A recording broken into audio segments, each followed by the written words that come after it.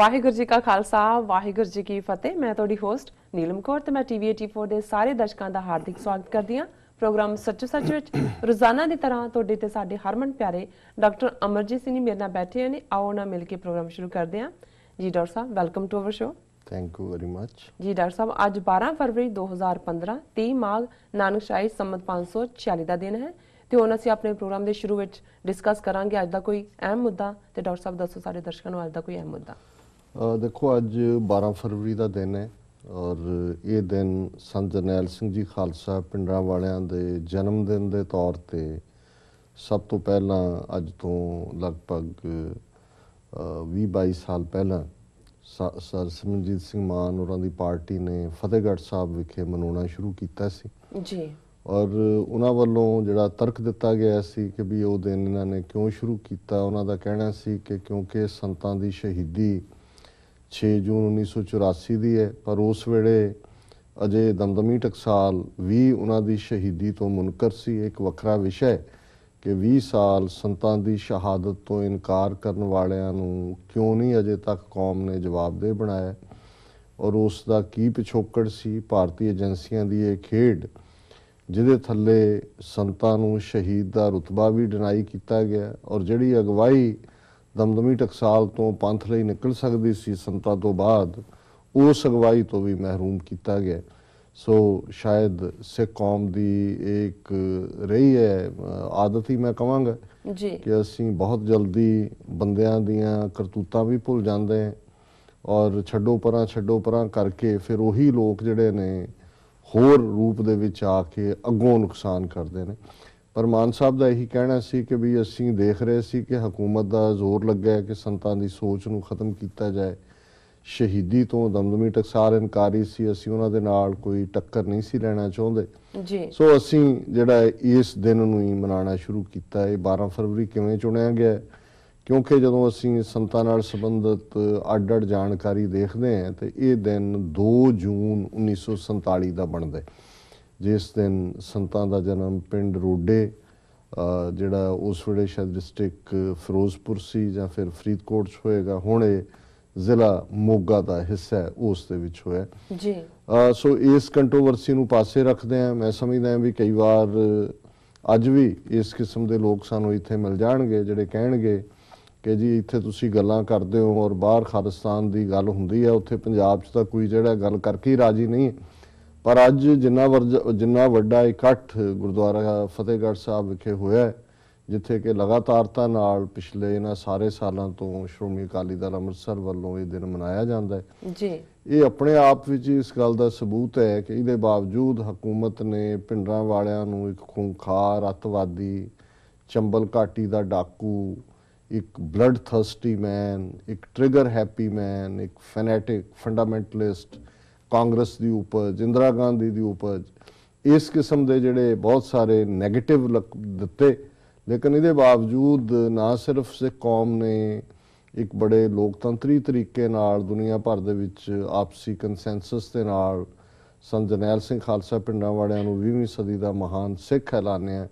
ਸਗੋਂ ਇਹਦੇ ਬਾਵਜੂਦ ਕਿ ਇੱਕ ਜਨਰੇਸ਼ਨ ਹਕੂਮਤ ਨੇ ਮਾਰ ਮੁਕਾਈ, ਦੂਸਰੀ ਦਾ ਇੱਕ ਵੱਡਾ ਹਿੱਸਾ ਡਰੱਗੀ ਹੈ ਜੀ। ਪਰ ਇਹਦੇ ਬਾਵਜੂਦ ਸੰਤਾਂ ਦੀ ਸੋਚ ਦੇ ਉੱਤੇ ਪਹਿਰਾ ਦੇਣ ਵਾਲੇ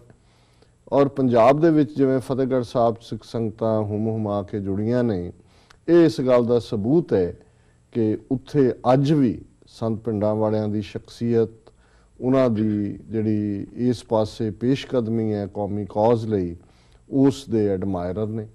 ਇਹ ਵੱਖਰੀ ਗੱਲ ਹੈ ਕਿ ਹਿੰਦੁਸਤਾਨ ਦੀਆਂ ਏਜੰਸੀਆਂ ਕੋਈ ਵੀ ਈਵੈਂਟ ਨੂੰ ਸਮੂਥ ਨਹੀਂ ਲੰਘਣ ਦੇਣਾ ਚਾਹੁੰਦੀਆਂ। ਉਹ ਇਹ ਵੀ ਨਹੀਂ ਪ੍ਰਭਾਵ ਦੇਣਾ ਚਾਹੁੰਦੀਆਂ ਕਿ ਜੀ ਪੰਜਾਬ ਦੇ ਵਿੱਚ ਜਿਵੇਂ ਸਿੱਖ ਸੰਤ ਜੀ ਨੂੰ ਰੈਵਰ ਕਰਦੇ ਨੇ, ਸੋ ਉਹਨਾਂ ਨੇ ਜਿਹੜੀ ਆ ਉਹ ਅੰਮ੍ਰਿਤਸਰ ਦੇ ਵਿੱਚ ਸ਼ਰਾਰਤ ਕਰਨ ਦੀ ਕੋਸ਼ਿਸ਼ ਕੀਤੀ। ਸ਼ਿਵ ਸੈਨਾ ਦੇ ਔਰ ਕਿਸੇ ਹੋਰ ਹਿੰਦੂ ਜਥੇਬੰਦੀ ਦੇ ਬੰਦਿਆਂ ਨੇ ਪਹਿਲਾਂ ਕਿਤੇ ਐਲਾਨ ਮੌਕੇ 'ਤੇ ਹੀ ਕੀਤਾ। ਜੇ ਪਹਿਲਾਂ ਕੀਤਾ ਹੁੰਦਾ ਫਿਰ ਇਹਨਾਂ ਦੀ ਖਬਰ ਚੰਗੀ ਤਰ੍ਹਾਂ ਲਈ ਜਾ ਸਕਦੀ ਸੀ ਜੀ ਕਿ ਅਸੀਂ ਹਾਥੀ ਗੇਟ ਔਰ ਹਾਲ ਬਾਜ਼ਾਰ ਦੇ ਅੰਦਰ ਸੰਤ ਪਿੰਡਾਂ ਵਾਲਿਆਂ ਦੇ ਪੁਤਲੇ ਜਿਹੜੇ ਆ ਉਹ ਸਾੜਾਂਗੇ। ਔਰ ਕਿਉਂਕਿ ਪੁਲਿਸ ਨੂੰ ਇਹਨਾਂ ਨੇ ਇਨਫੋਰਮ ਕੀਤਾ ਹੋਏਗਾ, ਸਿੰਘਾਂ ਤੱਕ ਇਹ ਖਬਰ ਨਹੀਂ ਸੀ, ਮੀਡੀਆ 'ਚ ਵੀ ਇਹ ਨਹੀਂ ਸੀ ਆਈ। ਪਰ ਜਦੋਂ ਹਾਲ ਗੇਟ ਦੇ ਵਿੱਚ ਉਹਨਾਂ ਦਾ 40-50 ਉਹਨਾਂ ਹਿੰਦੂ ਗੁੰਡਿਆਂ ਦਾ ਸਮੂਹ ਪਹੁੰਚਿਆ, ਉਦੋਂ ਹੀ ਜਿਹੜੇ ਸਿੰਘਾਂ ਦੇ ਗਰੁੱਪ ਨੂੰ ਵੀ ਪਤਾ ਲੱਗਾ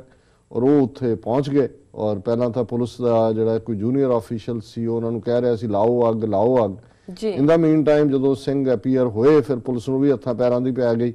ਔਰ ਉਹਨਾਂ ਨੇ ਉਹ ਪੁਤਲਾ ਵੀ ਉਹਨਾਂ ਤੋਂ ਖੋਹ ਲਿਆ। ਔਰ ਇਸ ਤੋਂ ਪਹਿਲਾਂ ਕਿ ਸਿੰਘ ਜਿਹੜੇ ਨੇ ਉਹਨਾਂ ਦੀ ਜਿਹੜਾ ਚੰਗੀ ਸੇਵਾ ਕਰਦੇ ਉਹਨਾਂ ਨੇ ਉਹਨਾਂ ਨੂੰ 6-7 ਸਿੱਖਾਂ ਨੂੰ ਜਿਹੜਾ ਗ੍ਰਿਫਤਾਰ ਕੀਤਾ। ਔਰ ਇਸ ਸਾਰੇ ਪੀਰੀਅਡ 'ਚ ਜਿਹੜਾ ਇੱਕ ਮੂਕ ਦਰਸ਼ਕ ਬਣੇ ਹੋਏ ਜਿਹੜੇ ਸਾਡੇ ਅਕਾਲੀ ਜਿਨ੍ਹਾਂ ਦੀ ਹਕੂਮਤ ਹੈ,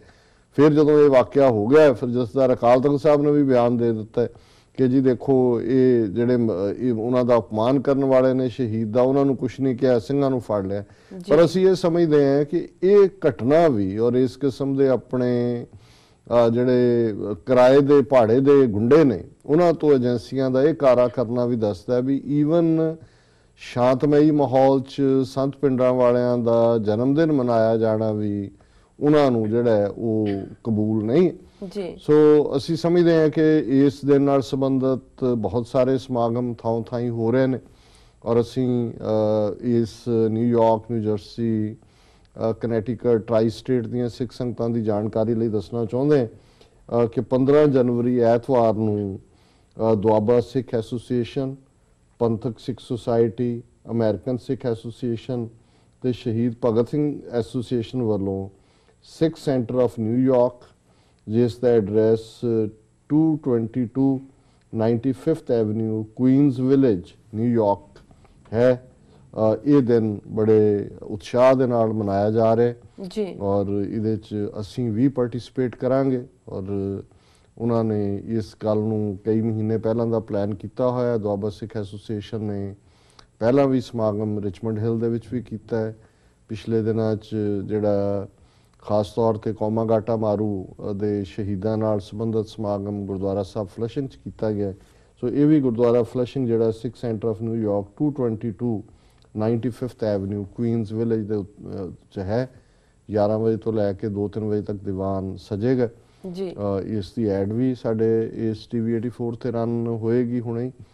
ਔਰ ਇਸ ਤੋਂ ਇਲਾਵਾ ਜਿਹੜਾ ਇਸ ਫੰਕਸ਼ਨ ਨੂੰ ਵੀ ਜਿਹੜਾ ਉਹ ਕਵਰ ਕੀਤਾ ਜਾਏਗਾ। ਸੋ ਅਸੀਂ ਇਸ ਇਲਾਕੇ ਦੀਆਂ ਸਿੱਖ ਸੰਗਤਾਂ ਜਿਹੜੀਆਂ ਇਸ ਪ੍ਰੋਗਰਾਮ ਦੇ ਨਾਲ ਜੁੜੀਆਂ ਹੋਈਆਂ ਨੇ ਜੀ ਉਹਨਾਂ ਨੂੰ ਇਹ ਅਪੀਲ ਵੀ ਕਰਾਂਗੇ ਕਿ ਉਹ ਇਸ ਪ੍ਰੋਗਰਾਮ 'ਚ ਸ਼ਾਮਲ ਹੋਣ। ਔਰ ਇਹਦੇ ਨਾਲ ਇੱਕ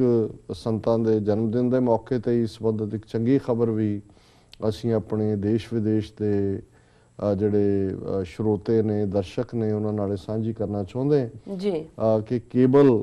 ਜਿਹੜਾ RCN ਜਿਹੜਾ ਜਿਵੇਂ ਆਲਰੇਡੀ ਅਸੀਂ ਟਾਈਮ ਵਾਰਨਰ ਤੇ ਆ, ਕੈਨੇਡਾ 'ਚ Bell 5 ਤੇ ਆ, ਇਸੇ ਤਰ੍ਹਾਂ ਇਸ ਹਿੱਸੇ ਦੇ ਵਿੱਚ ਕੇਬਲ RCN ਦੇ ਉੱਤੇ ਵੀ ਅੱਜ ਪਹਿਲਾ ਦਿਨ ਹੈ ਜਦੋਂ ਕਿ TV 84 ਦੀ ਬ੍ਰਾਡਕਾਸਟ ਸ਼ੁਰੂ ਹੋਈ ਹੈ। ਇਹ ਚੈਨਲ ਨੰਬਰ 462 ਹੈ RCN ਦੇ ਉੱਤੇ। 462 ਲਗਭਗ 3 ਮਹੀਨੇ ਇਹ ਪ੍ਰਮੋਸ਼ਨਲ ਹੋਏਗਾ। ਕੋਈ ਜਿਨ੍ਹਾਂ ਦੇ ਵੀ RCN ਲੱਗਾ ਉਹ ਇਸ ਚੈਨਲ ਨੂੰ ਦੇਖ ਸਕਦੇ ਨੇ ਔਰ 3 ਮਹੀਨੇ ਤੱਕ ਫ੍ਰੀ ਉਹ ਇਸ ਨੂੰ ਇੰਜੋਏ ਕਰ ਸਕਦੇ ਨੇ। ਉਸ ਤੋਂ ਬਾਅਦ ਜੋ ਵੀ ਉਹਨਾਂ ਦੀ ਸਬਸਕ੍ਰਿਪਸ਼ਨ ਹੋਏਗੀ ਉਹ ਉਹਨਾਂ ਨੂੰ ਪੇ ਕਰਨੀ ਪਏਗੀ। ਸੋ ਅਸੀਂ ਸਮਝਦੇ ਹਾਂ ਵੀ ਇਹ ਸਾਡਾ 3rd ਸਟੈਪ ਹੈ ਟਾਈਮ ਵਾਰਨਰ ਤੋਂ, Bell 5 ਤੋਂ ਬਾਅਦ RCN ਦੇ ਉੱਤੇ ਆਉਣਾ। ਸੋ ਇਸ ਦੇ ਲਈ ਅਸੀਂ ਆਪਣੀ ਸਾਰੀ ਟੀਮ ਨੂੰ, ਟੈਕਨੀਕਲ ਟੀਮ ਨੂੰ, ਤੁਸੀਂ ਹੋਸਟ ਹੋ, ਦੂਸਰੇ ਜਿਹੜੇ ਸਟਾਫ ਮੈਂਬਰ ਨੇ ਔਰ ਸਾਡੇ ਵੈਲ ਵਿਸ਼ਰ ਨੇ ਜਿਨ੍ਹਾਂ ਦੀ ਜੈਨਰਸ ਕੰਟਰੀਬਿਊਸ਼ਨ ਕਰਕੇ ਅਸੀਂ ਹੁਣ ਤੱਕ ਸਰਵਾਈਵ ਕੀਤੇ। ਸੋ ਅਜੇ ਆਪਣੇ ਬਟੂਏ ਦੀ ਜ਼ਿਪ ਬੰਦ ਨਾ ਕਰਨਾ, ਉਹਨੂੰ ਖੁੱਲ੍ਹਾ ਰੱਖੋ ਕਿਉਂਕਿ ਸਾਨੂੰ ਥੋੜ੍ਹੀ ਤੁਹਾਡੀ ਹੋਰ ਜੈਨਰਸ ਸਪੋਰਟ ਦੀ ਲੋੜ ਹੈ। ਆਲਰੇਡੀ ਡਿਸ਼ ਨੈਟਵਰਕਿੰਗ ਨਾਲ ਵੀ ਗੱਲ ਸਾਡੀ ਐਡਵਾਂਸ ਸਟੇਜਿਸ ਤੇ ਹੈ ਔਰ ਅਸੀਂ ਜੇ ਗੁਰੂ ਨੇ ਚਾਹਿਆ ਤੇ ਬਹੁਤ ਜਲਦੀ ਜਿਹੜੀ ਹੈ ਕੋਈ ਚੰਗੀ ਖਬਰ ਸਾਂਝੀ ਕਰ ਸਕਾਂਗੇ ਜੀ। ਸੋ ਇਹ ਸਾਡੀ ਇੱਕ ਅਚੀਵਮੈਂਟ ਹੈ ਜੀ। ਹੁਣ ਅਸੀਂ ਸੰਤ ਪਿੰਡਾਂ ਵਾਲਿਆਂ ਦਾ ਜੀਵਨ, ਕਿਉਂਕਿ ਅਕਸਰ ਕੋਈ ਪ੍ਰੋਗਰਾਮ ਸਾਡਾ ਐਸਾ ਨਹੀਂ ਹੁੰਦਾ ਜਿਹਦੇ 'ਚ ਉਹਨਾਂ ਦਾ ਜ਼ਿਕਰ ਨਾ ਹੋਏ, ਕਿਉਂਕਿ ਉਹ ਇੰਨੀ ਵੱਡੀ ਸ਼ਖਸੀਅਤ ਦੇ ਤੌਰ ਤੇ ਉਹਨਾਂ ਨੇ ਨਾ ਸਿਰਫ 20ਵੀਂ ਸਦੀ ਦੇ ਇਤਿਹਾਸ ਨੂੰ ਇੰਪੈਕਟ ਕੀਤਾ, ਈਵਨ 21ਵੀਂ ਸਦੀ ਜਾਂ ਈਵਨ ਆਉਣ ਵਾਲੇ ਸਮੇਂ 'ਚ ਵੀ। ਔਰ ਮੈਨੂੰ ਯਾਦ ਹੈ ਕਿ ਸੰਤ ਪਿੰਡਾਂ ਵਾਲਿਆਂ ਦੀ ਸ਼ਹੀਦੀ ਤੋਂ ਬਾਅਦ ਇੱਕ ਕਿਸੇ ਮੁਸਲਮਾਨ ਵੀਰ ਨੇ ਦਿੱਲੀ ਦੇ ਹਿੰਦੁਸਤਾਨ ਟਾਈਮਜ਼ ਅਖਬਾਰ ਦੇ ਵਿੱਚ ਲੈਟਰ ਟੂ ਦਾ ਐਡੀਟਰ ਲਿਖਿਆ ਸੀ। ਇਹ ਉਹ ਪੀਰੀਅਡ ਸੀ ਜਦੋਂ ਕੁਝ ਦਿਨ ਤਾਂ ਆਲਮੋਸਟ ਸੈਂਸਰ ਹੀ ਸੀ, ਪਰ ਲੈਟਰ ਟੂ ਦਾ ਐਡੀਟਰ 'ਚ ਨਿਕਲ ਗਿਆ ਲੈਟਰ ਔਰ ਉਹਦੇ 'ਚ ਜਿਹੜਾ ਬਹੁਤ ਸਾਰਾ ਉਦੋਂ ਪਿੰਡਾਂ ਵਾਲਿਆਂ ਦੇ ਖਿਲਾਫ ਨੈਗੇਟਿਵ ਪ੍ਰਚਾਰ ਔਰ ਆਤੰਕਵਾਦੀ, ਅੱਤਵਾਦੀ, ਅੰਦਰੋਂ ਦਰਬਾਰ ਸਾਹਿਬ ਦੇ ਹਥਿਆਰ ਮਿਲੇ, ਡਰੱਗਸ ਮਿਲੀਆਂ, ਪ੍ਰੈਗਨੈਂਟ ਵਿਮਨ ਮਿਲੀਆਂ। ਇਸ ਕਿਸਮ ਦਾ ਪ੍ਰਚਾਰ ਜਿਹੜਾ ਹੈ ਬੜਾ ਜ਼ੋਰ ਸ਼ੋਰ ਨਾਲ ਭਾਰਤੀ ਮੀਡੀਆ ਕਰ ਰਿਹਾ ਸੀ ਜੀ। ਤੇ ਇਸ ਕਿਸੇ ਅੱਛੇ ਆਬਜ਼ਰਵਰ ਇੰਟੈਲੈਕਚੁਅਲ ਨੇ ਇਹ ਲਿਖਿਆ ਸੀ ਅੰਗਰੇਜ਼ੀ ਦੇ ਵਿੱਚ, ਐਗਜ਼ੈਕਟ ਤਾਂ ਮੈਨੂੰ ਉਹਨਾਂ ਦੇ ਸ਼ਬਦ ਯਾਦ ਨਹੀਂ ਪਰ ਜਿਹੜੇ ਮੇਰੇ ਮੈਮਰੀ 'ਚ ਪਏ ਹੋਏ ਨੇ, ਉਹਨੇ ਲਿਖਿਆ ਸੀ ਕਿ Sant Jarnail Singh Bhindranwale wrote the history of coming, Sikh history of coming hundreds of years on the night of June 5th, ਕਿ ਸੰਤ ਭਿੰਡਰਾਂਵਾਲਿਆਂ ਨੇ ਆਉਣ ਵਾਲੇ ਸੈਂਕੜੇ ਸਾਲਾਂ ਦਾ ਜਾਂ ਹਜ਼ਾਰਾਂ ਸ਼ਬਦ ਉਹਨੇ ਇਸਤੇਮਾਲ ਕੀਤਾ ਸੀ ਕਿ 5 ਜੂਨ ਦੀ ਰਾਤ ਨੂੰ ਉਹ ਇਤਿਹਾਸ ਲਿਖਿਆ ਜੀ। ਹੁਣ ਇਹ ਹੁੰਦਾ ਹੈ ਜਦੋਂ ਤੁਸੀਂ ਸੈਂਸ ਆਫ ਹਿਸਟਰੀ ਤੋਂ ਵਾਕਿਫ ਹੁੰਦੇ ਹੋ ਕਿ ਕਿਵੇਂ ਇਤਿਹਾਸ ਦੇ ਵਿੱਚ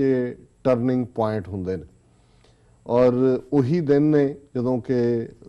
2-4-5 ਦਿਨ ਬਾਅਦ 6 ਜੂਨ ਤੋਂ ਪਾਕਿਸਤਾਨ ਦੇ ਸ਼ਾਇਰ ਅਫਜ਼ਲ ਅਹਿਸਨ ਰੰਧਾਵਾ ਦੀ ਉਹ ਨਜ਼ਮ ਕਿ ਸੁਣਵੇ ਜਾਂਦੇ ਆ ਰਾਹੀ ਹੈ ਮੈਂ ਕਰਮੀ ਦੀ ਬਾਤ, ਹੁਣ ਇਹ ਜਿਹੜਾ ਸਾਰੀ ਉਹ ਨਜ਼ਮ ਵੀ ਹੈ ਜਿਹਦੇ 'ਚੋਂ ਜਦੋਂ ਸੰਤ ਜਰਨੈਲ ਸਿੰਘ ਨੂੰ ਸੰਬੋਧਨ ਕਰਦੇ ਨੇ ਤਾਂ ਉਹਨਾਂ ਨੂੰ ਉਹ ਪਹਿਰੇਦਾਰ ਕਹਿੰਦੇ ਨੇ ਕਿ ਵੀ ਉਹ ਅਕਾਲ ਤਖਤ ਦਾ ਪਹਿਰੇਦਾਰ, ਉਹ ਸਾਹਵੇਂ ਖਲੋ ਕੇ ਜੂਝ ਕੇ ਸ਼ਹੀਦ ਹੋਇਆ, ਪਰ ਉਹਦੇ ਹਜ਼ਾਰਾਂ ਭਰਾ ਜਿਹੜੇ ਨੇ ਉਹ ਬਾਹਰ ਨਹੀਂ ਨਿਕਲ ਸਕੇ ਕਿਉਂਕਿ ਉਹ ਘਰਾਂ ਦੇ ਵਿੱਚ ਡੱਕੇ ਗਏ। ਪਰ ਨਾਲ ਹੀ ਉਹਨੇ ਕਿਹਾ ਕਿ ਭਾਈ ਇਹ ਓੜਕ ਮੁੱਕੇਗੀ, ਇਹ ਰਾਤ ਮੁੱਕੇਗੀ ਔਰ ਇਹ ਚਾਨਣ ਚੜ੍ਹੇਗਾ ਔਰ ਇਹ ਜਿਹੜੇ ਭਰਾ ਨੇ ਇਹ ਉਸ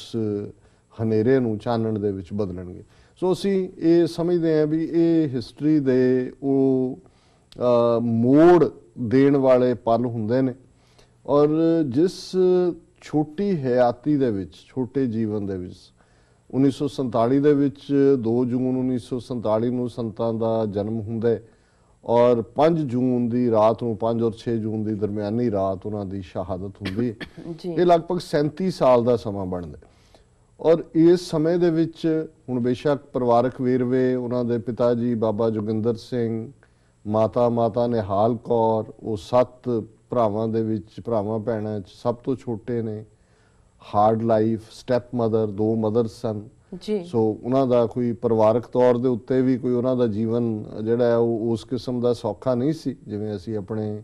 ਪੇਂਡੂ ਕਲਚਰ 'ਚ ਦੇਖਦੇ ਹਾਂ ਕਿਸ ਕਿਸਮ ਦਾ ਮਾਹੌਲ ਹੁੰਦਾ ਹੈ। ਔਰ ਮੈਂ ਕਈ ਵਾਰ ਦੇਖਦਾ ਹਾਂ ਕਿ ਵੀ ਬੇਸ਼ੱਕ ਅਸੀਂ ਸਿੰਘਾਂ ਦੀ ਕੁਰਬਾਨੀ ਜਾਂ ਜਿਨ੍ਹਾਂ ਨੇ ਇਸ ਫੀਲਡ ਦੇ ਵਿੱਚ ਘਾਲੀਆਂ ਉਹਨਾਂ ਦਾ ਜ਼ਿਕਰ ਕਰਦੇ ਹਾਂ, ਪਰ ਉਹ ਸਾਇਲੈਂਟ ਔਰਤ ਪਤਨੀ ਰੂਪ ਦੇ ਵਿੱਚ ਜਾਂ ਕਈ ਹਾਲਤਾਂ 'ਚ ਮਾਂ ਜਾਂ ਪਿਓ ਦੇ ਰੂਪ 'ਚ ਜਿਨ੍ਹਾਂ ਨੇ ਕਿੰਨਾ ਕੁਝ ਸਹਾਰਿਆ ਸਿਆ, ਲੇਕਿਨ ਉਹ ਇਤਿਹਾਸ ਦੇ ਵਿੱਚ ਸਿਰਫ ਚੁੱਪਚਾਪ ਚਲੇ ਜਾਂਦੇ ਨੇ, ਉਹਨਾਂ ਦੀਆਂ ਸਰਵਿਸਿਜ਼ ਰੈਕਗਨਾਈਜ਼ ਨਹੀਂ ਹੁੰਦੀਆਂ। ਸੰਤਾਂ ਦੀ ਸਿੰਘਣੀ ਬੀਬੀ ਪ੍ਰੀਤਮ ਕੌਰ ਔਰ ਉਹਨਾਂ ਦੇ 2 ਬੇਟੇ ਜਿਹੜੇ ਨੇ ਇੰਦਰਜੀਤ ਸਿੰਘ ਔਰ ਈਸ਼ਰ ਸਿੰਘ, ਸ਼ਾਇਦ ਈਸ਼ਰ ਸਿੰਘ ਵੱਡੇ ਨੇ, ਇੰਦਰਜੀਤ ਸਿੰਘ ਛੋਟੇ ਜੀ। ਮੈਨੂੰ ਉਹਨਾਂ ਦੀ ਸੰਤਾਂ ਦੀ ਸਿੰਘਣੀ ਬੀਬੀ ਪ੍ਰੀਤਮ ਕੌਰ ਨੂੰ ਵੀ ਮਿਲਣ ਦਾ ਜਿਹੜਾ ਉਹ ਸੁਭਾਗ ਹੋਇਆ। ਕੁਦਰਤੀ ਮੈਂ ਕੈਨੇਡਾ ਉਹਨਾਂ ਦੇ ਨਾਲ ਸਰੀ ਵੈਨਕੂਵਰ ਗਿਆ ਹੋਇਆ ਸੀ, ਉਹ ਪਹਿਲਾਂ ਅਮਰੀਕਾ ਆਏ, ਉਹਨਾਂ ਨੂੰ ਹਾਰਟ ਪ੍ਰੋਬਲਮ ਸੀ, ਉਹਨਾਂ ਦਾ ਜਿਹੜਾ ਉਹ ਸਰਜੀਕਲ ਪਾਰਟ ਹੋਇਆ ਟ੍ਰੇਸੀ ਕੈਲੀਫੋਰਨੀਆ 'ਚ, ਫਿਰ ਉਹ ਸਰੀ ਵੀ ਆਏ ਜੀ। ਸੋ ਮੈਂ ਇਹ ਸਮਝਦਾ ਹਾਂ ਵੀ ਇਹ ਜਿਹੜਾ ਪਾਰਟ ਗ੍ਰਸਤ ਜੀਵਨ ਦੇ ਵਿੱਚ ਉਹਨਾਂ ਨੇ ਜਦੋਂ ਇਸ ਰਸਤੇ ਨੂੰ ਚੁਣ ਲਿਆ, ਫੁੱਲ ਫਲੈਜਲੀ ਇਸ ਪਾਸੇ ਆਏ, 1977 ਦੇ ਵਿੱਚ ਉਹਨਾਂ ਨੂੰ ਸੰਤ ਕਰਤਾਰ ਸਿੰਘ ਜੀ ਖਾਲਸਾ ਭਿੰਡਰਾਂਵਾਲੇ ਜਿਨ੍ਹਾਂ ਦੀ ਇੱਕ ਐਕਸੀਡੈਂਟ ਦੇ ਵਿੱਚ ਉਹਨਾਂ ਨੇ ਚੜ੍ਹਾਈ ਕੀਤਾ। ਹਾਲਾਂਕਿ ਮੈਂ ਅਕਸਰ ਇਹ ਕਹਿੰਦਾ ਕਿ ਮੈਨੂੰ ਕਦੇ ਭੁਲੇਖਾ ਨਹੀਂ ਹੈ ਵੀ ਉਹ ਕੋਈ ਨੈਚੁਰਲ ਐਕਸੀਡੈਂਟ ਨਹੀਂ ਸੀ ਜੀ, ਕਿਉਂਕਿ ਉਹੀ ਸੰਤ ਕਰਤਾਰ ਸਿੰਘ ਖਾਲਸਾ ਭਿੰਡਰਾਂਵਾਲੇ ਨੇ ਜਿਨ੍ਹਾਂ ਨੇ 1975 ਦੇ ਵਿੱਚ ਲਗਭਗ 2 ਸਾਲ ਪਹਿਲਾਂ ਹੀ ਇੰਦਰਾ ਗਾਂਧੀ ਨੂੰ ਦਿੱਲੀ 'ਚ ਜਦੋਂ ਕਿ ਗੁਰੂ ਤੇਗ ਬਹਾਦਰ ਸਾਹਿਬ ਦੇ 300 ਸਾਲਾ ਸ਼ਹੀਦੀ ਦਿਨ ਨਾਲ ਸੰਬੰਧਿਤ ਅਨੰਦਪੁਰ ਸਾਹਿਬ ਤੋਂ ਦਿੱਲੀ ਤੱਕ ਮਾਰਚ ਜਿਹੜਾ ਨਗਰ ਕੀਰਤਨ ਦੇ ਰੂਪ 'ਚ ਪਹੁੰਚਿਆ ਸੀ, ਔਰ ਉੱਥੇ ਉਹਨਾਂ ਨੇ ਵੰਗਾਰਦਿਆਂ ਕਿਹਾ ਸੀ ਕਿ ਭਾਈ ਬੀਬੀ ਯਾਦ ਰੱਖ ਕਿ ਤੁਹਾਡੇ ਵਡੇਰੇ ਜਿਹੜੇ ਨੇ ਉਹ ਆਏ ਸੀ ਗੁਰੂ ਤੇਗ ਬਹਾਦਰ ਸਾਹਿਬ ਕੋਲ, ਉਹਨਾਂ ਨੇ ਜਿਹੜੀ ਹੈ ਕੁਰਬਾਨੀ ਦਿੱਤੀ, ਇਹ ਕਦੇ ਨਾ ਭੁੱਲਣਾ ਕਿ ਇਹ ਜਿਹੜਾ ਤੁਹਾਨੂੰ ਅੱਜ ਰਾਜ ਭਾਗ ਮਿਲਿਆ ਇਹ ਇਸ ਗੁਰੂ ਔਰ ਇਸ ਦੇ ਪੁੱਤਰਾਂ ਧੀਆਂ ਦੀਆਂ ਕੁਰਬਾਨੀਆਂ ਨਾਲ ਮਿਲਿਆ ਜੀ। ਔਰ ਇਹ ਰਾਜ ਤੁਹਾਨੂੰ ਸਿੱਖਾਂ ਨੇ ਦਿੱਤਾ ਤੇ ਜਿਹੜੇ ਰਾਜ ਦੇ ਸਕਦੇ ਨੇ ਉਹ ਰਾਜ ਖੋ ਵੀ ਸਕਦੇ ਨੇ ਜੀ। ਬਿਲਕੁਲ। ਔਰ ਸੰਤ ਕਰਤਾਰ ਸਿੰਘ ਭਿੰਡਰਾਂਵਾਲਿਆਂ ਨੇ ਜਿਸ ਤਰੀਕੇ ਨਾਲ ਨਰਕਧਾਰੀਆਂ ਦੇ ਖਿਲਾਫ ਵੀ ਉਹਨਾਂ ਨੇ ਕੈਂਪੇਨ ਸ਼ੁਰੂ ਕੀਤੀ ਸੀ, ਔਰ ਖਾਸ ਤੌਰ ਤੇ ਇੰਦਰਾ ਗਾਂਧੀ ਨੇ ਜਦੋਂ ਐਮਰਜੈਂਸੀ ਲਾਈ, ਅਕਾਲੀਆਂ ਨੇ ਮੋਰਚਾ ਲਾਇਆ,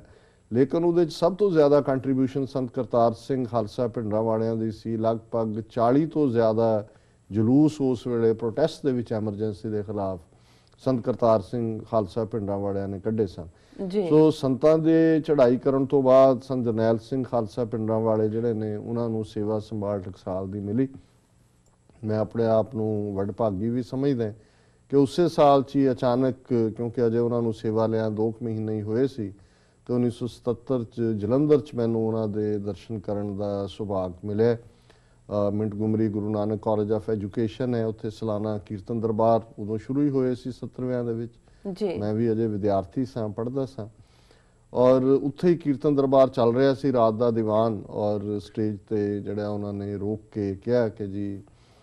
ਸੰਤ ਜਰਨੈਲ ਸਿੰਘ ਖਾਲਸਾ ਭਿੰਡਰਾਂਵਾਲੇ ਚੌਂਕ ਮਹਿਤੇ ਨੂੰ ਜਾ ਰਹੇ ਨੇ, ਇੱਧਰੋਂ ਦੀ ਲੰਘੇ ਉਹ ਆਏ ਨੇ ਤੇ ਉਹ ਸੰਗਤਾਂ ਦੇ ਦਰਸ਼ਨ ਕਰਨਗੇ। ਸੋ ਉਹ ਪਹਿਲਾ ਉਹਨਾਂ ਦਾ ਜਿਹੜਾ ਦੀਦਾਰ ਸੀ 5-7 ਮਿੰਟ ਦਾ, ਉਹਨਾਂ ਦਾ ਐਡਰੈਸ ਬਰੀਫ, ਉਹਨਾਂ ਦੀ ਜਿਹੜੀ ਤੋਰ ਹੈ ਤਿੱਖੀ, ਕਿਵੇਂ ਉਹਨਾਂ ਦੇ ਤੁਰਨ ਦਾ ਸੀ, ਔਰ ਜਿਸ ਤਰੀਕੇ ਨਾਲ ਉਹਨਾਂ ਨੇ ਉਹ ਡਿਲੀਵਰ ਕੀਤਾ ਸੁਨੇਹਾ ਬੜੇ ਸ਼ਾਰਟ ਟਾਈਮ ਦੇ ਵਿੱਚ, ਜਿਸ ਦੇ ਵਿੱਚ ਇੱਕ ਪਰਪੱਕਤਾ, ਇੱਕ ਦ੍ਰਿੜਤਾ, ਗੁਰੂ ਗ੍ਰੰਥ ਸਾਹਿਬ ਪ੍ਰਤੀ ਪੂਰਨ ਸਮਰਪਣ ਭਾਵਨਾ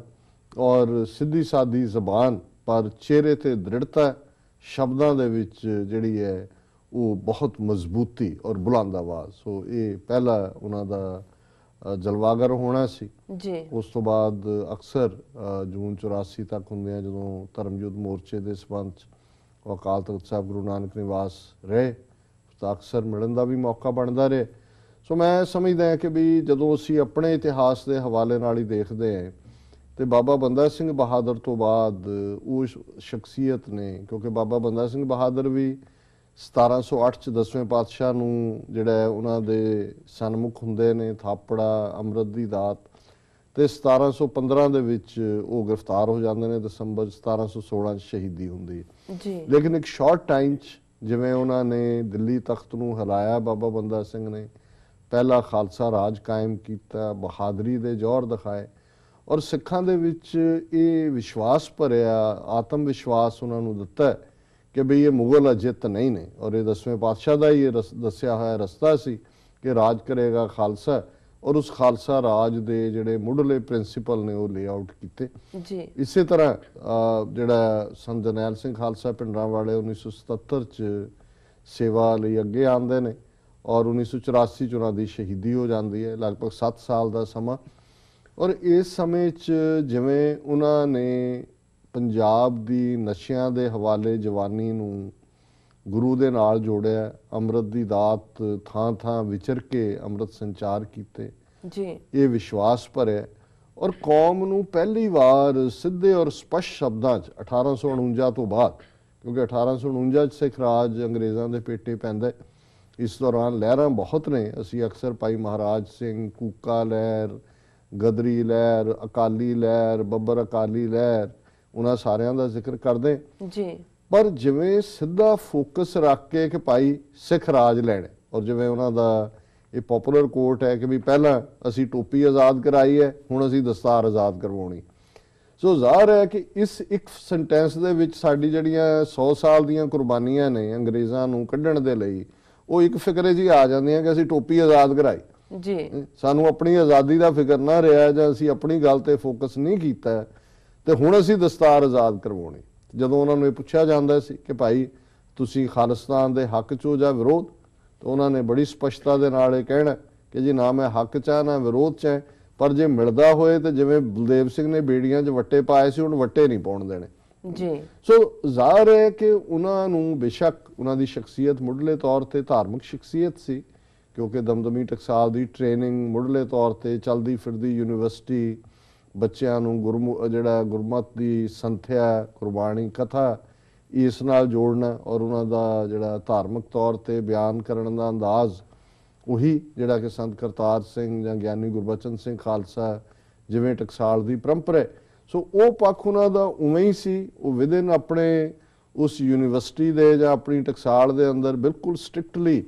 ਜਿਹੜੀ ਟਕਸਾਲ ਦੇ ਨਾਲ ਸੰਬੰਧਿਤ, ਭਾਵੇਂ ਉਹ ਮਰਿਆਦਾ ਦਾ ਇਸ਼ੂ ਹੈ ਜਾਂ ਇੰਟਰਪ੍ਰੀਟੇਸ਼ਨ ਹੈ ਗੁਰਬਾਣੀ ਸ਼ਬਦ ਦੀ, ਜਾਂ ਉਹਨਾਂ ਦੀ ਅੰਡਰਸਟੈਂਡਿੰਗ ਹੈ ਗੁਰਬਾਣੀ ਦੀ, ਉੱਥੇ ਉਹ ਉਵੇਂ ਹੀ ਸਨ। ਲੇਕਿਨ ਜਦੋਂ ਜਿਵੇਂ ਉਹ ਪੋਲੀਟੀਕਲ ਅਰੀਨਾ 'ਚ ਜਾਂ ਸਿੱਖਾਂ ਦੀ ਆਜ਼ਾਦੀ ਜਾਂ ਕੌਮ ਦੇ ਸੰਕਲਪ ਵੱਲ ਦੇ, ਉਹ ਫਿਰ ਆਪਣੇ ਸਮੇਂ ਤੋਂ ਕਈ ਸੌ ਸਾਲ ਅੱਗੇ ਸੀ। ਇਸ ਲਈ ਉਹਨਾਂ ਦੀ ਹਯਾਤੀ ਵੇਲੇ ਵੀ ਇੱਕ ਸੈਕਸ਼ਨ ਜਿਹੜਾ ਹੈ ਜਿਨ੍ਹਾਂ ਦੇ ਵਿੱਚ ਅਕਾਲੀ, ਜਿਨ੍ਹਾਂ ਨੂੰ ਇਹ ਡਰ ਸੀ ਕਿ ਜੀ ਇਹ ਜੇ ਪੋਪੂਲਰ ਹੋ ਰਹੇ ਨੇ, ਇਹ ਤਾਂ ਜੋ ਅਸੀਂ ਸ਼੍ਰੋਮਣੀ ਕਮੇਟੀ ਨੂੰ ਬਣਾਇਆ ਤਾਂ ਸਾਡੇ ਤੋਂ ਇਹ ਖੋਹ ਲੈਣਗੇ ਜੀ। ਕਿਸੇ ਨੂੰ ਕੋਈ ਖੌਫ ਖਾ ਰਿਹਾ ਸੀ, ਹਕੂਮਤ ਨੂੰ ਇਹ ਡਰ ਖਾ ਰਿਹਾ ਸੀ ਕਿ ਵੀ ਇਹ ਸਿੱਖਾਂ 'ਚ ਜਿਹੜਾ ਆਜ਼ਾਦੀ ਦਾ ਸੰਕਲਪ ਜੇ ਅੰਮ੍ਰਿਤਧਾਰੀ ਬਣ ਰਹੇ ਨੇ। ਔਰ ਉਹਨਾਂ ਦੇ ਜਿੰਨੇ ਵੀ ਤੁਸੀਂ ਹੁਣ ਤਾਂ ਆਲਮੋਸਟ ਉਹਨਾਂ ਦੀਆਂ ਬਹੁਤ ਸਾਰੀਆਂ ਸਪੀਚਿਸ ਅਵੇਲੇਬਲ ਨੇ ਇੰਟਰਨੈਟ ਤੇ, ਉਹਨਾਂ ਦੇ ਬੋਲਾਂ ਨੂੰ ਤੁਸੀਂ ਸੁਣ ਸਕਦੇ ਹੋ, ਉਸ ਨੂੰ ਜਿਹੜਾ ਉਹ ਟ੍ਰਾਂਸਕ੍ਰਾਈਬ ਵੀ ਕੀਤਾ ਹੈ, ਲਿਖਤੀ ਤੌਰ ਤੇ ਵੀ ਹੈ। ਸੋ ਸਿੱਧੀ ਸਾਦੀ ਜ਼ਬਾਨ ਦੇ ਵਿੱਚ ਜਿਸ ਅੰਦਾਜ਼ 'ਚ ਉਹਨਾਂ ਨੇ ਕੌਮ ਨੂੰ ਇਹ ਦੱਸਣ ਦੀ ਕੋਸ਼ਿਸ਼ ਕੀਤੀ ਕਿ ਭਾਈ ਤੁਸੀਂ ਗੁਲਾਮ ਜੀ, ਔਰ ਗੁਲਾਮੀ ਦੇ ਸੰਗਲ ਕੱਟਣੇ ਇਹ ਸਾਡਾ ਮਕਸਦ ਹੈ। ਉਹਨਾਂ ਨੇ ਜਿਵੇਂ ਸਿੱਖੀ ਦਾ ਨਵੇਕਲਾਪਨ, ਸਿੱਖ ਇੱਕ ਅੱਡ ਕੌਮ, ਨਿਸ਼ਚੇਵਾਚਕ, ਔਰ ਇਸ ਤੋਂ ਵੀ ਅਬਵ ਆਲ ਕਿ ਇਹ ਦਿੱਲੀ ਦਰਬਾਰ ਜਿਹੜਾ ਹੈ ਜਾਂ ਦਿੱਲੀ ਦੇ ਹਾਕਮ ਇਨਵਿੰਸੀਬਲ ਨਹੀਂ ਨੇ। ਇਹ ਨਹੀਂ ਹੈ ਕਿ ਬਈ ਤੁਸੀਂ ਇਹਨਾਂ ਨੂੰ, ਜਿਹੜਾ ਸੱਚਮੁੱਚ ਅਸੀਂ ਤਾਂ ਪੜ੍ਹਦੇ ਹੀ ਹਾਂ ਨਾ, ਜੇ ਕਹਿੰਦੇ ਆ ਜੀ 1.25 ਲੱਖ ਸੇ ਇੱਕ ਲੜਾਊਂ ਤਬਿਆ ਗੋਬਿੰਦ ਸਿੰਘ ਨਾਮ ਕਹਾਉਂ, 10ਵੇਂ ਪਾਤਸ਼ਾਹ ਨੇ ਫਰਮਾਇਆ। ਚਮਕੌਰ ਦੀ ਗੜੀ ਦਾ ਅਸੀਂ ਹਵਾਲਾ ਦਿੰਨੇ, ਪਰ ਉਹਨਾਂ ਨੇ ਆਪਣੇ ਜੀਵਨ ਦੇ ਵਿੱਚ ਔਰ ਫਿਰ ਅਖੀਰਲੇ ਉਹਨਾਂ ਪਲਾਂ 'ਚ ਜਿਹੜੇ ਕਿ 3 ਜੂਨ ਜਦੋਂ ਕਿ ਭਾਰਤੀ ਫੌਜ ਦਾ ਹਮਲਾ ਹੁੰਦਾ ਤਾਂ 6 ਜੂਨ ਤੱਕ ਦਾ ਵਕਤ ਹੈ, ਜਿਸ ਸੂਰਬੀਰਤਾ ਦੇ ਨਾਲ ਉਹ ਔਰ ਉਹਨਾਂ ਦੇ ਸਾਥੀ ਲੜੇ 40-50 ਸਿੰਘਾਂ ਦੇ ਨਾਲ, ਜਿਸ ਤਰ੍ਹਾਂ ਉਹਨਾਂ ਨੇ 2 ਲੱਖ ਫੌਜ ਦਾ ਮੂੰਹ ਮੋੜਿਆ, ਜਿਵੇਂ ਟੈਂਕਾਂ ਤੋਪਾਂ ਦੇ ਹਮਲੇ ਨੂੰ ਪਛਾੜਿਆ, ਔਰ ਜਿਵੇਂ ਈਵਨ ਜਿਹੜਾ ਦੁਸ਼ਮਣ ਜਰਨੈਲ ਹੈ ਬਰਾੜ ਵਰਗਾ, ਜਿਹੜਾ ਉਹਨਾਂ ਦਾ ਜੁੱਤੀ ਚੱਟ, ਉਹ ਇਹ ਕਹਿਣ ਤੇ ਮਜਬੂਰ ਹੁੰਦਾ ਹੈ ਕਿ giving the ਐਡਵਰਸਰੀ his due they fought to the last breath and bullet, ਕਿ ਜੇ ਆਪਣੇ ਵਿਰੋਧੀ ਨੂੰ ਵੀ ਉਸ ਦਾ ਬਣਦਾ ਹੱਕ ਦੇਣਾ ਤੇ ਉਹ ਅਖੀਰਲੇ ਸਾਹ ਤੇ ਅਖੀਰਲੀ ਗੋਲੀ ਤੱਕ ਲੜੇ। ਸੋ ਇਹ ਜਿਹੜਾ ਇਨਵਿੰਸੀਬਲ ਹੋਣ ਦੀ ਗੱਲ ਸੀ, ਭਾਰਤੀ ਫੌਜ ਜਿਨ੍ਹਾਂ ਦਾ ਦਿਮਾਗ ਖਰਾਬ ਕਿ ਜੀ ਬੰਗਲਾਦੇਸ਼ 'ਚ ਅਸੀਂ 90,000 ਪਾਕਿਸਤਾਨੀ ਸੋਲਜਰਸ ਦਾ ਸਰੈਂਡਰ ਲਿਆ, ਬੜੇ ਬੜੇ ਕਮਾਂਡੋ ਟ੍ਰੇਨਿੰਗਾਂ ਲੈ ਕੇ, ਕੋਈ ਇੰਡੋ ਤਿੱਬਤਨ ਬਾਰਡਰ ਫੋਰਸ ਦੇ ਨੇ, ਕੋਈ ਗਾਰਡ ਕਮਾਂਡੋ ਨੇ, ਕੋਈ ਦੂਜੇ ਕਮਾਂਡੋ ਨੇ, ਔਰ ਜਿਸ ਤਰੀਕੇ ਨਾਲ ਉਹਨਾਂ ਨੇ ਨੇਵਲ, 에ਅਰ ਫੋਰਸ ਔਰ ਵਿਜੰਤਾ ਟੈਂਕਸ ਔਰ ਪੋਇਜ਼ਨਸ ਗੈਸ, ਇਹ ਸਾਰੇ ਹੀ ਹਥਿਆਰ ਇਸਤੇਮਾਲ ਕੀਤੇ। ਪਰ ਉਹ ਜਿਹੜੇ 40-50 ਗੁਰੂ ਕੇ ਲਾਡਲੇ ਸਿੰਘ ਨੇ, ਉਹਨਾਂ ਨੇ ਚਮਕੌਰ ਦੀ ਗੜੀ ਦੇ ਇਤਿਹਾਸ ਨੂੰ ਦੁਹਰਾ ਕੇ ਦੱਸਿਆ 1.25 ਲੱਖ ਸੇ ਇੱਕ ਲੜਾਉਣ ਦਾ ਮਤਲਬ ਇਹ। ਵੈਸੇ ਜ਼ਿਆਦਾ ਗਿਣਤੀ ਥੋੜਿਆਂ ਦੇ ਉੱਤੇ ਹਾਵੀ ਹੋ ਜਾਂਦੀ ਹੈ, ਵਧੀਆ ਹਥਿਆਰ ਮਾੜੇ ਨੂੰ ਸੁੱਟ ਲੈਂਦਾ ਹੈ, ਔਰ ਅਲਟੀਮੇਟਲੀ ਸ਼ਹੀਦੀ ਇਹੀ ਯੋਧਿਆਂ ਦੇ ਹਿੱਸੇ ਆਂਦੀ ਹੈ। ਜਬ ਆਪ ਕੀ ਔਦ ਨਿਧਾਨ ਬਣੇ ਅਤ ਹੀ ਰਣ ਮੇ ਤਬ ਜੂਝ ਮਰੋ, ਕਿ ਜਦੋਂ ਉਹ ਸਮਾਂ ਆ ਗਿਆ ਫਿਰ ਜੂਝਣੇ, ਸ਼ਸਤਰਨ ਸਿਉ ਅਤ ਹੀ ਰਣ ਭੀਤਰ ਜੂਝ ਮਰੋ ਤੋ ਸਾਚ ਭਤੀਜੇ। ਸੁਣ, ਇਹ ਜਿਹੜਾ ਜੂਝ ਕੇ ਮਰਨਾ ਹੈ ਸ਼ਸਤਰਾਂ ਦੇ ਨਾਲ, ਇਹੀ ਅਲਟੀਮੇਟਲੀ ਜਿਹੜਾ ਯੋਧਿਆਂ ਦਾ ਮਰਨ ਮੁਨਸਾ ਸੂਰਿਆਂ ਹੱਕ ਹੈ, ਜੇ ਹੋਏ ਮਰਨ ਪਰਵਾਨੋ। ਹੁਣ ਉਹ ਜਿਹੜਾ ਮਰਨ ਨੂੰ ਪ੍ਰਵਾਨ ਕਰਨਾ ਹੈ ਤਾਂ ਅਕਾਲ ਪੁਰਖ ਦੇ ਕੋਲ ਹੈ, ਲੇਕਿਨ ਇੱਕ ਸੂਰਬੀਰ ਇਸ ਇੱਛਾ ਦੇ ਨਾਲ, ਇਸ ਰਿਜ਼ੋਲਵ ਦੇ ਨਾਲ, ਇਸ ਪ੍ਰਣ ਦੇ ਨਾਲ ਜੰਗ ਦੇ ਮੈਦਾਨ 'ਚ ਜਾਂਦਾ ਹੈ ਕਿ ਪੁਰਜ਼ਾ ਪੁਰਜ਼ਾ ਕੱਟ ਮਰੇ ਕਬੂ ਨਾ ਛਾੜੇ ਖੇਤ, ਕਿ ਵੀ ਪੁਰਜ਼ੇ ਪੁਰਜ਼ੇ ਟੁਕੜਾ ਟੁਕੜਾ ਹੋ ਜਾਣਾ, ਰਣ ਦੇ ਮੈਦਾਨ 'ਚੋਂ ਨਹੀਂ ਜਾਣਾ। ਔਰ ਮੈਂ ਸਮਝਦਾ ਵੀ ਜੂਨ 84 ਦਾ ਵਾਕਿਆ ਜਿਹਨੂੰ ਉਹ ਮੁਸਲਮਾਨ ਵੀਰ ਨੇ coming thousands of years, history of coming hundreds ਔਰ thousands of years on the night of June 5, ਇਹ ਇਤਿਹਾਸ ਦਾ ਲਿਖਿਆ ਜਾਣਾ, ਜਦੋਂ ਕਿ ਹਿੰਦੂ ਮਾਨਸਿਕਤਾ ਉਸ ਨੂੰ ਐਕਸਪੋਜ਼ ਕੀਤਾ, ਜਦੋਂ ਅਫਜ਼ਲ ਅਹਿਸਨ ਰੰਧਾਵਾ 5 ਸਦੀਆਂ ਦਾ ਵੈਰ ਕਮਾਇਆ। ਇਹ ਗੱਲ ਰਿਮਾਈਂਡ ਕਰਵਾਉਂਦਾ ਕਿ ਭਾਈ ਕਿਵੇਂ 5 ਸਦੀਆਂ ਦਾ ਵੈਰ ਇੱਕ ਪਾਸੇ ਦੁਸ਼ਮਣ ਐਕਸਪੋਜ਼ ਕੀਤਾ, ਦੂਜੇ ਪਾਸੇ ਆਪਣਿਆਂ ਦੇ ਵਿੱਚ ਇਹ ਭਰ ਦਿੱਤਾ ਕਿ ਭਾਈ ਇਹ ਜਿਹੜਾ ਇਨਵਿੰਸੀਬਲ ਐਨਮੀ ਨਹੀਂ ਹੈ, ਔਰ ਪੋਲੀਟੀਕਲ ਗਾਈਡਲਾਈਨ ਵੀ ਦਿੱਤੀ ਕਿ ਭਾਈ ਅਸੀਂ ਇਹਨਾਂ ਦੇ ਨਾਲ ਰਹਿਣਾ ਚਾਹੁੰਦੇ, ਇਹ ਇਹਨਾਂ ਨੇ ਦੇਖਣਾ ਕਿ ਸਾਨੂੰ ਨਾਲ ਰੱਖਣਾ ਹੈ ਕਿ ਨਹੀਂ, ਪਰ ਗੁਲਾਮ ਬਣ ਕੇ ਨਹੀਂ। ਜੀ, ਜਿਸ ਦਿਨ ਹਿੰਦੁਸਤਾਨ ਦੀ ਫੌਜ ਦੇ ਪੈਰ ਦਰਬਾਰ ਸਾਹਿਬ ਦੀ ਹਦੂਦ 'ਚ ਪਏ, ਖਾਲਿਸਤਾਨ ਦੀ ਨੀਂਹ ਰੱਖੀ ਜਾਵੇਗੀ। ਸੋ ਉਹ ਨੀਂਹ ਰੱਖੀ ਗਈ। 26 ਜਨਵਰੀ 1986 ਦਾ ਸਰਬੱਤ ਖਾਲਸਾ ਬਾਬਾ ਗੁਰਬਚਨ ਸਿੰਘ ਮਾਨੋਚਾਲ ਦੀ ਅਗਵਾਈ ਥੱਲੇ 5 ਮੈਂਬਰੀ ਪੰਥਕ ਕਮੇਟੀ 29 ਅਪ੍ਰੈਲ 1986 ਦਾ ਖਾਲਿਸਤਾਨ ਦਾ ਐਲਾਨਨਾਮਾ, ਔਰ ਫਿਰ ਲਗਾਤਾਰਤਾ ਨਾਲ ਇਹਨਾਂ 3 ਦਹਾਕਿਆਂ ਦੇ ਵਿੱਚ ਜਿਵੇਂ ਗੁਰੂ ਕਲਗੀਧਰ ਦੇ ਸਪੁੱਤਰ ਸਪੁੱਤਰੀਆਂ ਨੇ ਇਸ ਸੰਘਰਸ਼ ਨੂੰ ਅੱਗੇ ਤੋਰਿਆ, ਇਸ ਨੂੰ ਜਾਰੀ ਰੱਖਿਆ। ਈਵਨ ਖੁਸ਼ਵੰਤ ਸਿੰਘ ਵਰਗਾ ਬੰਦਾ, ਭਾਵੇਂ ਉਹਨੇ ਪਦਮ ਭੂਸ਼ਣ ਵਾਪਸ ਕਰ ਦਿੱਤਾ ਸੀ ਜੂਨ 84 ਦੇ ਹਮਲੇ ਦੇ ਪ੍ਰੋਟੈਸਟ ਜੀ, ਭਗਤ ਪੂਰਨ ਸਿੰਘ ਪਿੰਗਲਵਾੜਾ ਨੇ ਵਾਪਸ ਕੀਤਾ, ਡਾਕਟਰ ਗੰਡਾ ਸਿੰਘ ਨੇ ਕੀਤਾ, ਸਾਧੂ ਸਿੰਘ ਹਮਦਰਦ ਨੇ ਕੀਤਾ, ਔਰ ਉਹ ਸੰਤਾਂ ਦਾ ਬਹੁਤ ਵੱਡਾ ਕ੍ਰਿਟਿਕ ਸੀ, ਉਹਨਾਂ ਦਾ ਬਹੁਤ ਵੱਡਾ ਆਲੋਚਕ ਸੀ ਜਿਹੜਾ ਖੁਸ਼ਵੰਤ ਸਿੰਘ ਹੈ। ਉਹਨੇ ਕਿਹਾ ਜੀ ਮੇਰਾ ਵੀ ਨਾਂ ਹਿੱਟ ਲਿਸਟ ਰੱਖਿਆ ਹੋਇਆ, ਪਰ ਇਹ ਉਹਨੇ ਵੀ ਆਪਣੀ ਲਿਖਤ ਦੇ ਵਿੱਚ ਮੰਨਿਆ ਕਿ ਪਿੰਡਰਾਂ ਵਾਲਿਆਂ ਦੀ ਸ਼ਹੀਦੀ ਨਾਲ ਖਾਲਿਸਤਾਨ ਨੂੰ ਆਪਣਾ ਖਾਲਿਸਤਾਨ ਦੇ ਕੌਜ਼ ਨੂੰ ਇੱਕ ਵੱਡਾ ਸ਼ਹੀਦ ਮਿਲਿਆ। ਸੋ ਮੈਂ ਸਮਝਦਾ ਕਿ ਵੀ ਇਹ ਜੋ ਉਹਨਾਂ ਦੀ ਜ਼ਿੰਦਗੀ ਸੀ, ਹਯਾਤੀ ਸੀ ਜੀ, ਉਹ ਵੀ ਪੰਥ ਨੂੰ ਸਮਰਪਿਤ ਔਰ ਮੋਟੀਵੇਸ਼ਨ ਔਰ ਵੰਗਾਰ ਕੇ ਦੁਸ਼ਮਣ ਨੂੰ ਜਿਹੜਾ ਉਹਨਾਂ ਨੇ ਕਿਤੇ ਵੀ ਕੋਈ ਉਹਨਾਂ ਦਾ ਸਟੈਪ ਐਸਾ ਤੁਸੀਂ ਜ਼ਿੰਦਗੀ ਦਾ ਨਹੀਂ ਕਹਿ ਸਕਦੇ ਜਿੱਥੇ ਉਹ ਸਿੱਖੀ ਵੈਲਿਊਜ਼ ਮੀਰੀ ਪੀਰੀ ਦੇ ਕਨਸੈਪਟ ਤੋਂ ਪਾਸੇ ਜਾ ਕੇ ਕਿਸੇ ਹੰਕਾਰ ਦੇ ਤਹਿਤ, ਕਿਸੇ ਆਪਣੇ ਆਪ ਨੂੰ ਵੱਡਾ ਕਹਿਣ ਦੇ ਤਹਿਤ, ਜੇ ਕਿਸੇ ਪੱਤਰਕਾਰ ਅਮਰੀਕਨ ਨੇ ਪੁੱਛਿਆ ਕਿ ਜੀ ਤੁਹਾਨੂੰ ਜਿਹੜਾ ਲੋਕ ਜਿਹੜੇ ਨੇ ਉਹ ਖਮੀਨੀ ਕਹਿੰਦੇ ਨੇ ਸਿੱਖਾਂ ਦਾ, ਤੁਹਾਡਾ ਕਿਉਂ? ਉਹ ਕਹਿੰਦੇ ਜੀ ਨਹੀਂ, ਮੈਂ ਤੇ ਗੁਰੂ ਕਾ ਨਿਮਾਣਾ ਸਿੱਖ ਹੈ ਤੇ ਇੱਕ ਸਿੱਖ ਦੇ ਨਾਤੇ ਹੀ ਮੈਂ ਆਪਣਾ ਫਰਜ਼ ਅਦਾ ਕਰ ਰਿਹਾ। ਸੋ ਇਸ ਕਦਰ ਨਿਮਰਤਾ, ਇਸ ਕਦਰ ਬਾਣੀ ਦਾ ਪ੍ਰਵਾਹ ਔਰ ਜੁਝਾਰੂ ਪਾਉਣਾ, ਇਹ ਸਾਰੇ ਹੀ ਗੁਣ ਜਿਹੜੇ ਨੇ ਮੀਰੀ ਪੀਰੀ ਦੇ ਸਿੱਖ ਸੰਕਲਪ ਦੇ ਸੰਤ ਸਿਪਾਹੀ ਦੇ ਉਹਨਾਂ ਨੇ ਆਪਣੇ 37 ਸਾਲ ਦੀ ਉਮਰ ਦੇ ਵਿੱਚ ਜਿਹੜੇ ਨੇ ਸਾਹਮਣੇ ਰੱਖੇ। ਔਰ ਅੱਜ ਸਾਡੇ ਸਾਹਮਣੇ ਚੈਲੰਜ ਇਹ ਹੈ ਕਿ ਜਿਹੜੀ ਵਾਟ, ਜਿਹੜਾ ਰਸਤਾ ਉਹਨਾਂ ਨੇ ਚੁਣਿਆ, ਜਿਸ ਰਸਤੇ ਤੇ ਤੁਰਦੇ ਆ ਕੌਮ ਨੇ ਕੁਰਬਾਨੀਆਂ ਕੀਤੀਆਂ, ਅੱਜ ਅਸੀਂ ਕਿੱਥੇ ਖੜੇ, ਅੱਜ ਸਾਡੀ ਖਾਲਿਸਤਾਨ ਦੀ ਮੰਜ਼ਿਲ ਲਈ ਅਸੀਂ ਕਿੰਨੀ ਪੇਸ਼ਕਦਮੀ ਕਰਦੇ ਹਾਂ। ਅੱਜ ਕੋਈ ਮਾੜਾ ਜਿਹਾ ਜੇ ਆਮ ਆਦਮੀ ਪਾਰਟੀ ਦੀ ਇੱਕ ਥਾਂ ਤੇ ਜਿੱਤ ਹੋਈ ਹੈ ਜਾਂ ਉਸ ਤੋਂ ਪਹਿਲਾਂ ਆਏ, ਸਾਡੇ ਚੋਂ ਬਹੁਤਿਆਂ ਨੂੰ ਭੁੱਲ ਗਿਆ ਕਿ ਭਾਈ ਸਾਡਾ ਉੱਥੇ ਤਾਂ ਜਿਹੜਾ ਮਨਸ਼ਾ ਜਾਂ ਸਾਡੀ ਜਿਹੜੀ ਹੋਂਦ ਹੈ ਉਹ ਤਾਂ ਖਾਲਿਸਤਾਨ ਦੀ ਕਾਇਮੀ ਨਾਲ ਜੁੜੀ ਹੋਈ ਹੈ। ਵੀ ਇਹ ਕੋਈ ਸਿੱਖ ਇਸ਼ੂਜ਼ ਤਾਂ ਨਹੀਂ ਹਾਈਲਾਈਟ ਹੋ ਰਹੇ, ਪਰ ਅਸੀਂ ਛੋਟੀ ਛੋਟੀਆਂ ਖੁਸ਼ੀਆਂ ਜੋ ਖੁਸ਼ੀ ਕੱਢਣ ਦੀ ਪੋਲੀਟੀਕਲੀ ਕੋਸ਼ਿਸ਼ ਕਰ ਰਹੇ। ਔਰ ਇਹ ਜਿਹੜਾ ਸਾਡਾ ਗਾਡੀ ਰਾਹ ਹੈ ਆਜ਼ਾਦੀ ਦਾ, ਖਾਲਿਸਤਾਨ ਦੀ ਆਜ਼ਾਦੀ ਦਾ, ਇਸ ਵੱਲ ਅਸੀਂ ਪਿੱਠ ਕੀਤੀ ਹੋਈ ਹੈ। ਸੋ ਅਸੀਂ ਸਮਝਦੇ ਹਾਂ ਕਿ ਸੰਤ ਪਿੰਡਰਾਂ ਵਾਲਿਆਂ ਦੀ ਸੋਚ ਔਰ ਇਹੀ ਸੋਚ ਨੂੰ ਨਾਅਰੇ ਤਾਂ ਅਸੀਂ ਜ਼ਰੂਰ ਲਾਉਂਦੇ ਹਾਂ ਕਿ ਪਿੰਡਰਾਂ ਵਾਲਿਆ ਤੇਰੀ ਸੋਚ ਤੇ ਪਹਿਰਾ ਦੇਾਂਗੇ ਠੋਕ ਕੇ, ਪਰ ਬਹੁਤ ਵਾਰੀ ਜਿਹੜੇ ਉਹ ਪਹਿਰਾ ਦੇਣ ਵਾਲੇ ਵੀ ਨੇ ਠੋਕ ਕੇ, ਜਦੋਂ ਉਹਨਾਂ ਦਾ ਮੈਂ ਹਾਲ ਦੇਖਦਾ ਤੇ ਮੈਨੂੰ ਇਹ ਲੱਗਦਾ ਹੈ ਵੀ ਬਹੁਤ ਵਾਰੀ ਅਸੀਂ ਵੀ ਉਸ ਮੁਕਾਮ ਤੇ ਆ ਗਏ ਆਪਣੇ ਆਪ ਨੂੰ ਖਾਲਿਸਤਾਨੀ ਕਹਾਣ ਵਾਲੇ ਕਿ ਗੱਲੀਂ ਅਸੀਂ ਚੰਗੀਆਂ ਆਚਾਰੀ ਬੁਰੀਆਂ, ਮਨੋਂ ਕੁਸੁੱਧਾਂ ਕਾਲੀਆਂ ਬਾਹਰ ਚਿੱਟਵੜੀਆਂ, ਕਿ ਸਾਡੇ ਮਨ ਸਾਫ਼ ਨਹੀਂ ਨੇ, ਸੰਘਰਸ਼ ਦੇ ਅਸੀਂ ਭਗੌੜੇ ਹੈ, ਕਾਰੋਬਾਰੀ ਸਿੱਖ ਅਸੀਂ ਹੋ ਗਏ। ਔਰ ਇਹ ਸਿਰਫ ਲੋਕਾਂ ਦੇ ਸਾਹਮਣੇ ਅਸੀਂ ਆਪਣਾ ਇਹ ਭੇਖ ਜਿਹੜਾ ਉਹ ਰੱਖਣਾ ਚਾਹੁੰਦੇ। ਸੋ ਇਹ ਸਾਡਾ ਭਗੌੜਾਪਨ ਹੈ। ਔਰ ਮੈਂ ਸਮਝਦਾ ਹਾਂ ਵੀ ਇਹ ਦਿਨ ਸਾਡਾ ਰਿਜ਼ੋਲਵ ਦਾ ਹੋਣਾ ਚਾਹੀਦਾ ਹੈ ਕਿ ਅਸੀਂ ਉਸ ਸੋਚ ਨੂੰ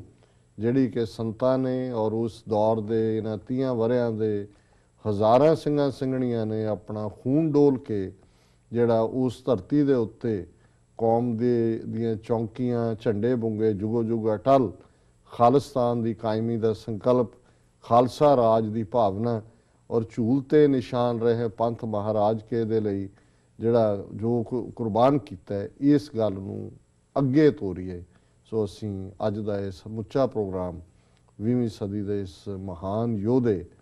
ਸੰਤ ਸਿਪਾਹੀ ਸੰਤ ਜਰਨੈਲ ਸਿੰਘ ਜੀ ਖਾਲਸਾ ਪਿੰਡਰਾਂ ਵਾਲਿਆਂ ਦੀ ਯਾਦ ਨੂੰ ਸਮਰਪਿਤ ਕਰਦੇ ਜੀ। ਡਾਕਟਰ ਸਾਹਿਬ ਤੁਹਾਡਾ ਬਹੁਤ ਬਹੁਤ ਸ਼ੁਕਰੀਆ। ਇਸ ਨਾਲ ਲੈਣੇ ਬ੍ਰੇਕ। ਵਿਊਅਰਸ, ਵਿਚਾਰਾਂ ਦਾ ਸਿਲਸਿਲਾ ਇਸ ਤਰ੍ਹਾਂ ਚੱਲਦਾ ਰਹੇਗਾ। ਮਿਲਦੇ ਹਾਂ ਛੋਟੇ ਵਕਫੇ ਤੋਂ ਬਾਅਦ।